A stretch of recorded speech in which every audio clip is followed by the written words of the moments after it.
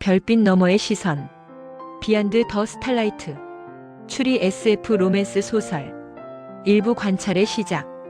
1. 강화도 마니산 자락의 작은 관측지. 이곳에서 꿈별이는 밤하늘을 올려다본다. 도시의 불빛이 닿지 않는 이 외딴 언덕에서 우주는 그 어느 때보다 선명했다. 27의 천문학도 꿈별이는 대학원을 중퇴한 지 3년째였다. 학계의 좁은 문을 포기하고 그는 낮에는 편의점 아르바이트로 생계를 이어가고 밤에는 이곳에 왔다. 아무도 그를 천문학자라 부르지 않았지만 그는 스스로를 그렇게 불렀다. 오늘도 막내. 그는 중고로 산 8인치 반사망원경을 조심스럽게 설치했다. 삼각대 다리를 고르게 펴고 경위대를 수평으로 맞춘 뒤 파인더 스코프로 북극성을 찾았다. 익숙한 의식이었다. 하루의 피로가 망원경 저반 렌즈를 통과하며 증발했다. 오늘의 목표는 케페우스 자리였다. 그곳엔 적색 초고성 가네스타가 있었다. 짙은 붉은 빛을 띤 별. 태양보다 1500배나 큰 거성이 아름답게 늙어가는 모습. 그러나 그의 손이 멈췄다. 케페우스 자리 한쪽에서 이상한 현상이 보였다. 미세한 빛의 깜빡임. 규칙적이면서도 불규칙했다. 위성도 아니고 비행기도 아니었다. 고정된 한 점에서 빛이 밝아졌다, 어두워졌다를 반복했다. 뭐지? 꿈별이는 스마트폰으로 메모했다. 적경 23시 14분, 적이 62도 35분. 시간은 오후 10시 47분. 깜빡이는 패턴도 대략 적어두었다. 밝음 마이너스 어두움 마이너스 밝음 마이너스 밝음 마이너스 어두움. 그는 10분간 관찰을 이어갔다. 패턴은 계속되었다. 변광성일까? 그러나 그는 이 영역의 변광성 목록을 알고 있었다. 이 위치에는 없었다. 이튿날 밤 그는 다시 같은 자리를 찾았다. 같은 시각. 그리고 그것은 다시 나타났다. 밝음 마이너스 밝음 마이너스 어두움 마이너스 밝음 마이너스 어두움 마이너스 어두움. 패턴이 달랐다. 어제와 오늘이 달랐다. 무작위가 아니었다. 이것은 신호였다. 케페우스 자리 넘어 3400광년 떨어진 곳. 행성 테라-7. 그곳에서 오리온은 긴 촉수를 망원경 조작 패널에 올렸다. 그녀의 종족은 인간과는 전혀 다른 형태였지만 호기심만큼은 닮아 있었다. 테라-7의 밤하늘은 보라빛이었다. 세 개의 달이 떠있고 별들은 지구보다 더 빽빽했다. 오리온은 천문학자가 아니었다. 그녀는 예술가였다. 빛을 다루는 예술가. 그녀가 별을 관찰하기 시작한 것은 3년 전이었다. 테라-7의 기준으로. 그녀는 외로웠다. 자신의 예술을 이해해주는 이가 없었다. 그래서 그녀는 바깥을 향했다. 우주 어딘가에는 자신과 같은 이가 있을 거라고 막연히 믿었다. 그리고 그녀는 발견했다. 작은 파란 행성. 노란 별 주위를 도는 세 번째 행성. 그곳에서 미약한 빛이 규칙적으로 반사되었다. 광학 망원경의 렌즈 반사였다. 누군가 있어. 오리온의 심장이 뛰었다. 그녀 종족의 심장은 3개였고 지금 모두가 빠르게 박동했다. 3400광년 떨어진 곳에 누군가 밤하늘을 올려다보고 있었다. 자신처럼. 그녀는 결정했다. 신호를 보내기로. 테라-7의 과학의회는 외계 접촉을 금지했지만 오리온은 예술가였다. 규칙보다는 감정을 따르는 사람이었다. 그녀는 자신의 작업실로 돌아왔다. 그곳엔 빛 조각 장치가 있었다. 레이저 배열과 프리즘으로 이루어진 행성 궤도에 설치된 예술 장치. 그녀는 보통 이것으로 밤하늘의 빛의 무늬를 그렸다. 이제 그 빛을 3400광년 떨어진 곳으로 향하게 했다.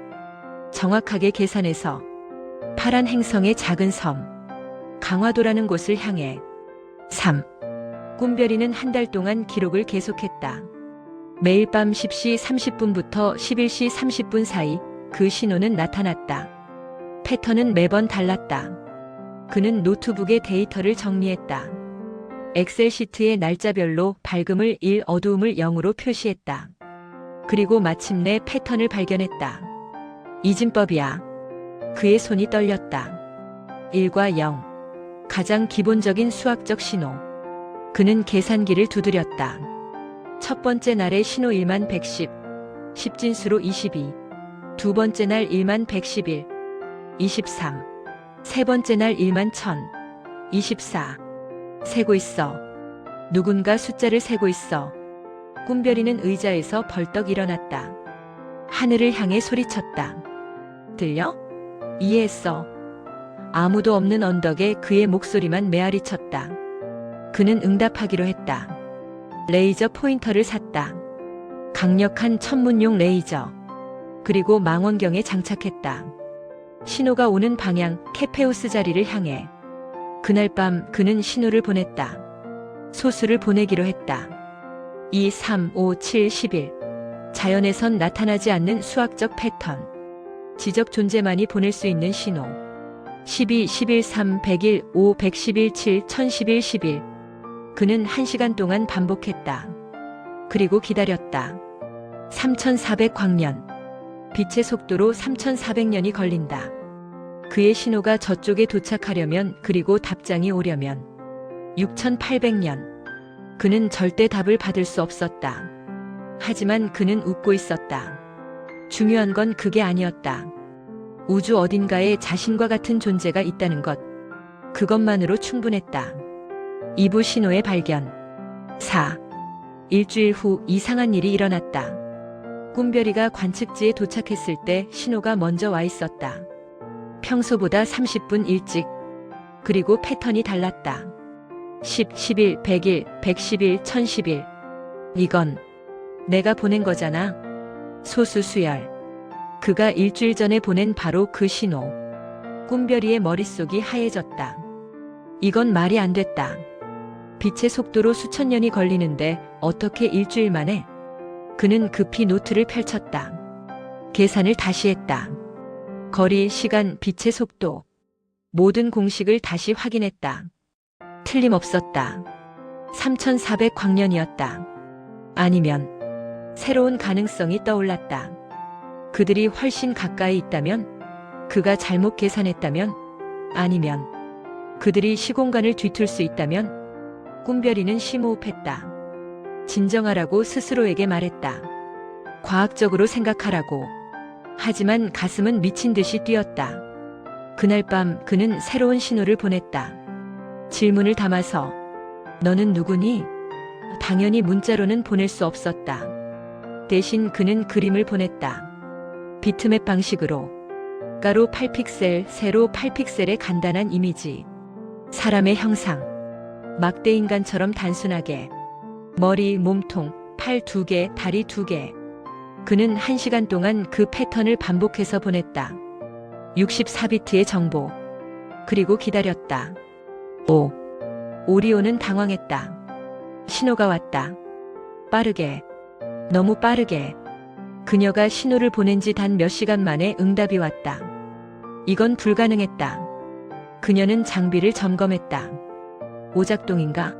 자신의 신호가 반사되어 돌아온 건가? 하지만 내용이 달랐다. 분명히 다른 신호였다. 소수 수열. 우주 어디서나 통하는 수학의 언어. 이해했어. 너도 이해했어. 오리온은 촉수를 떨며 응답했다.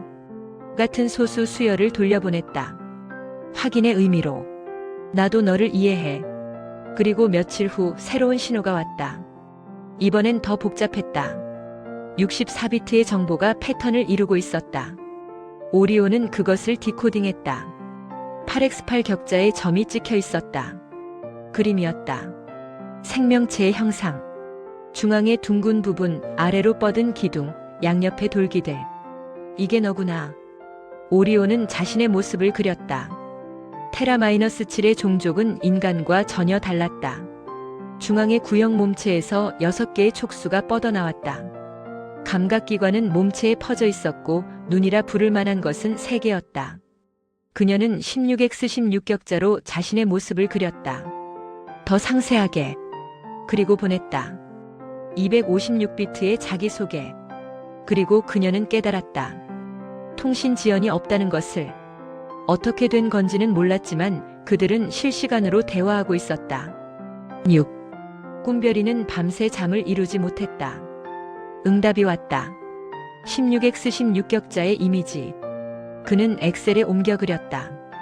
0과 1을 검은색과 흰색 셀로 바꾸자 형체가 드러났다. 이게 외계인이야.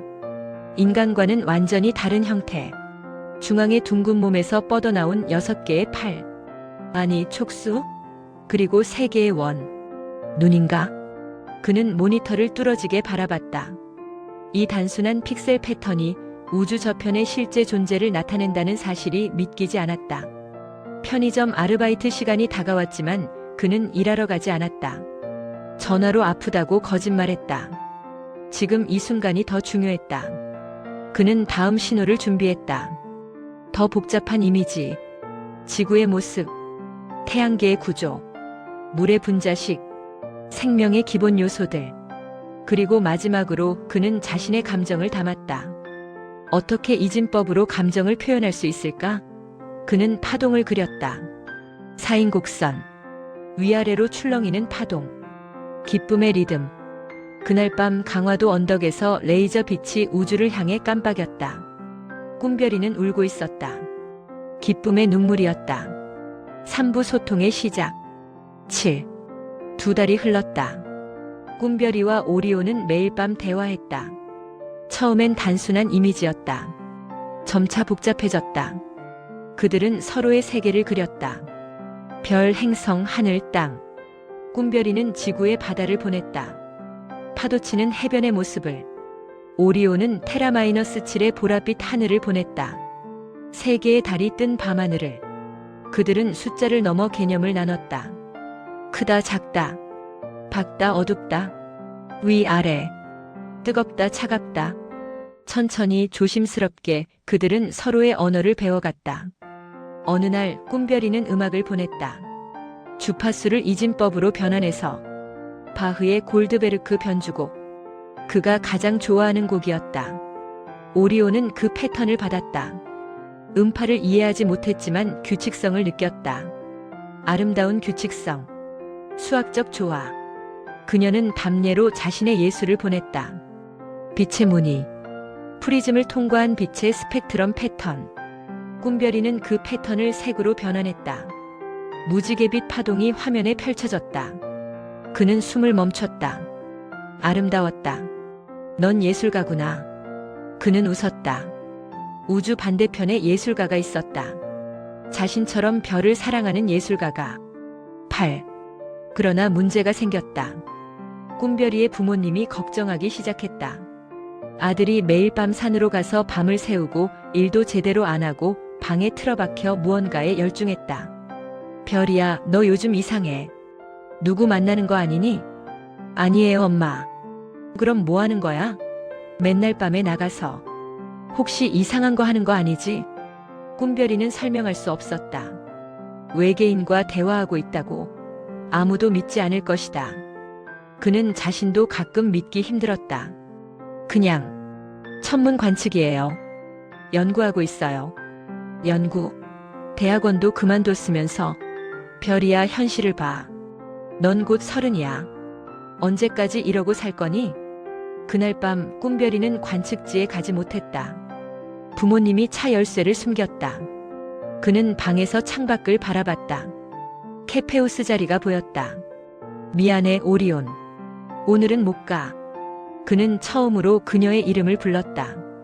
오리온. 그가 붙인 이름이었다. 신호가 오는 방향이 오리온 자리 근처여서. 실제 그녀의 이름은 알 수 없었지만 그에게 그녀는 오리온이었다.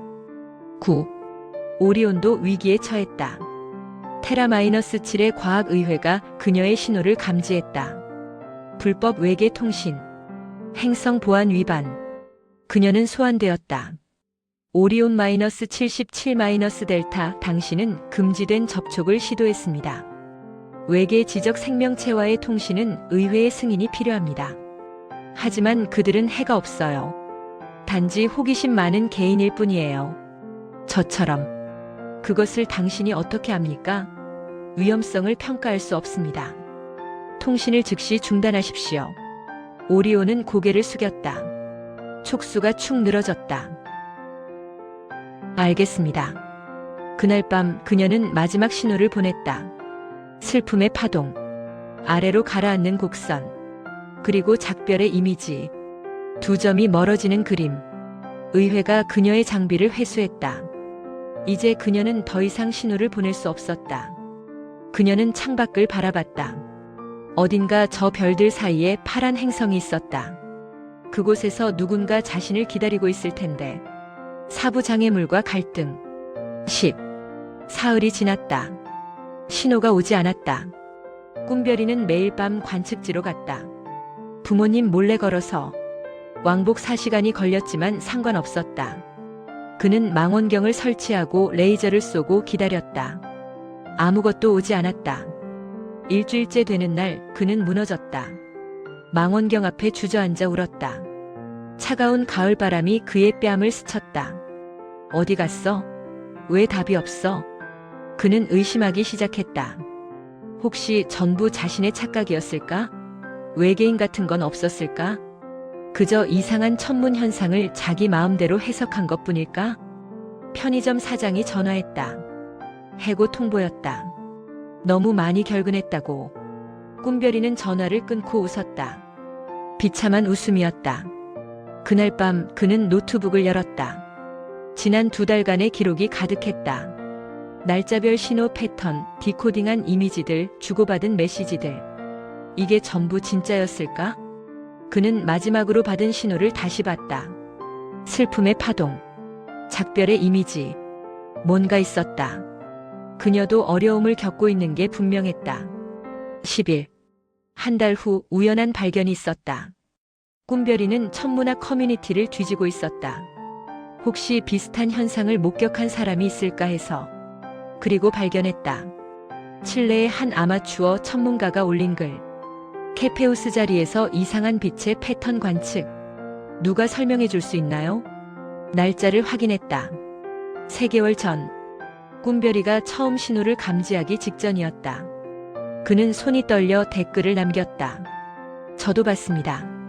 정확한 좌표를 알려주시겠습니까? 답장이 왔다. 좌표가 일치했다. 그리고 칠레 천문가는 더 충격적인 정보를 제공했다.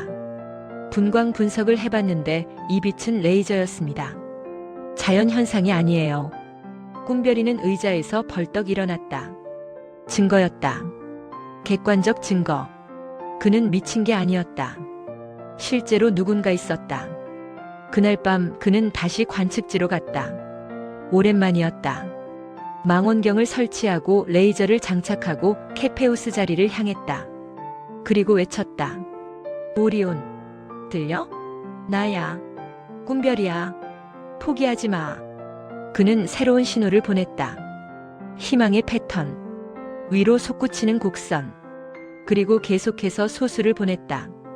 2, 3, 5, 7, 11, 13, 17, 19, 23. 1시간, 2시간, 3시간. 그는 멈추지 않았다. 목이 쉬도록 우주를 향해 외쳤다. 레이저 빛은 밤하늘을 가르며 3400광년을 향해 날아갔다. 12. 오리온은 절망에 빠져 있었다. 장비를 잃었고 통신할 방법이 없었다.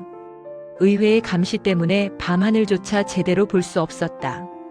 그녀는 작업실에 갇혀 지냈다. 그러던 어느 날 친구가 찾아왔다. 테라-7의 또 다른 예술가 시리우스-33- 감마. 오리온 이거 봐. 내가 관심 있을 것 같아서. 시리우스는 데이터 패드를 건넸다. 천문 관측 기록이었다. 파란 행성에서 오는 신호. 레이저 패턴. 아직도 신호를 보내고 있어. 매일 밤. 끊임없이. 오리온의 세계 눈에서 눈물이 흘렀다. 그가 포기하지 않았다. 그는 여전히 그녀를 찾고 있었다. 시리우스, 부탁이 있어. 내 장비를 빌려줄 수 있니? 의회가 알면 너도 나도 위험해. 하지만. 알겠어. 사랑은 규칙보다 중요하니까. 오리온은 촉수로 친구를 껴안았다. 고마워. 그날 밤 그녀는 다시 신호를 보냈다. 기쁨의 파동. 다시 만난 2점. 그리고 메시지나 여기 있어. 기다려줘서 고마워. 오부 진실과 선택. 13. 신호가 다시 왔다. 꿈별이는 믿을 수 없었다. 한 달 만에.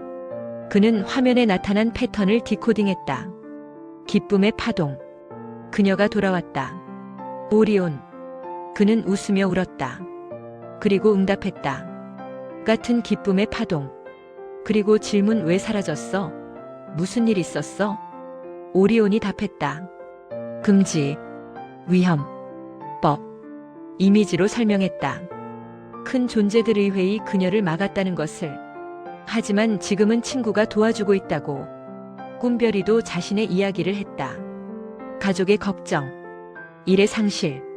하지만 포기할 수 없었다고. 그녀가 너무 소중하다고. 그날 밤부터 그들의 대화는 더 깊어졌다. 단순한 정보 교환을 넘어섰다. 감정을 나눴다. 두려움, 기쁨, 슬픔, 외로움. 꿈별이는 깨달았다. 그녀와 대화할 때 자신이 가장 자신다웠다. 천문학자로서, 꿈꾸는 사람으로서, 순수하게 별을 사랑하는 사람으로서.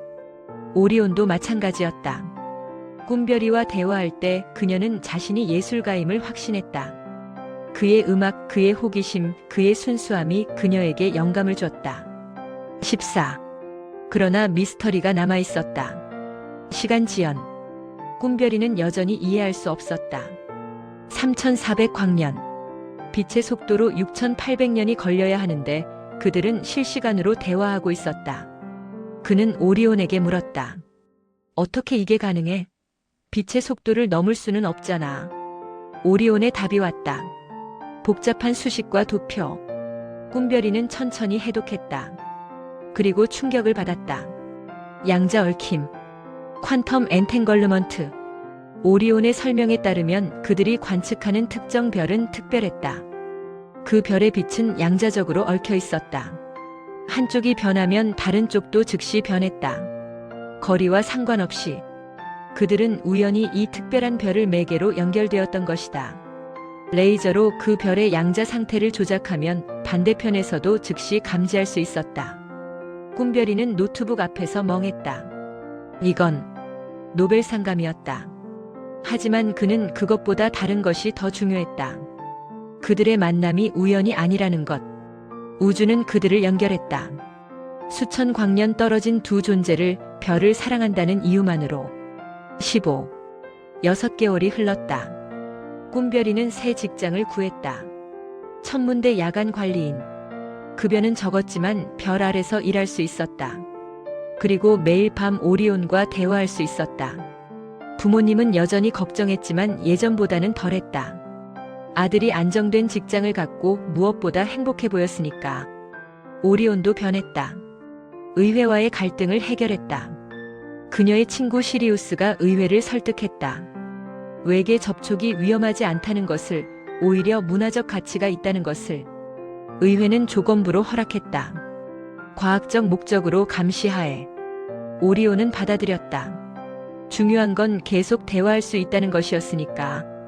어느 날 밤 꿈별이는 특별한 신호를 보냈다. 심장 박동 패턴. 빠르게 뛰는 리듬. 그리고 질문 이게 뭔지 알아? 오리온이 답했다. 생명의 리듬. 심장. 맞아. 내 심장이야. 너를 생각할 때마다 이렇게 뛰어. 오리온도 자신의 심장 박동을 보냈다. 세 개의 심장이 만드는 복잡한 리듬. 그리고 메시지 나도 마찬가지야. 그날 밤 강화도와 테라-7에서 두 존재가 밤하늘을 올려다봤다. 3400광년 떨어져 있지만 그 어느 때보다 가까웠다. 에필로그. 1년 후. 꿈별이는 논문을 발표했다. 양자 얽힘을 통한 항성 간 실시간 통신의 증거. 천문학계가 발칵 뒤집혔다. 그는 일약 스타가 되었다. 하지만 그는 오리온의 존재를 밝히지 않았다. 그건 그들만의 비밀로 남기기로 했다. 세상이 알 필요는 없었다. 테라-7에서도 비슷한 일이 일어났다. 오리온의 예술 작품이 의회의 공식 프로젝트가 되었다. 별빛 너머의 대화라는 제목으로. 그녀는 이제 테라-7에서 가장 유명한 예술가였다. 그들은 여전히 매일 밤 대화했다. 이제는 더 복잡한 내용을. 철학, 예술, 삶의 의미. 그리고 가끔은 그저 침묵을 공유하기도 했다. 직접 만날 수는 없었다. 3400광년은 너무 멀었다. 하지만 그들에게는 충분했다. 별빛을 통해 빛의 언어로 그들은 이미 하나였으니까. 어느 날 밤 꿈별이는 마지막 신호를 준비했다. 가장 단순하면서도 가장 복잡한 메시지. 하트 모양. 픽셀로 그린 심장. 오리온이 답했다. 같은 하트. 하지만 세 개가 겹쳐진 모양. 그녀의 세 개의 심장. 그날 밤 두 행성에서 두 존재가 웃었다. 우주가 얼마나 넓은지는 중요하지 않았다. 사랑은 거리를 초월하니까. 별빛 너머에서 그들의 이야기는 계속되었다. 마이너스 끝 마이너스.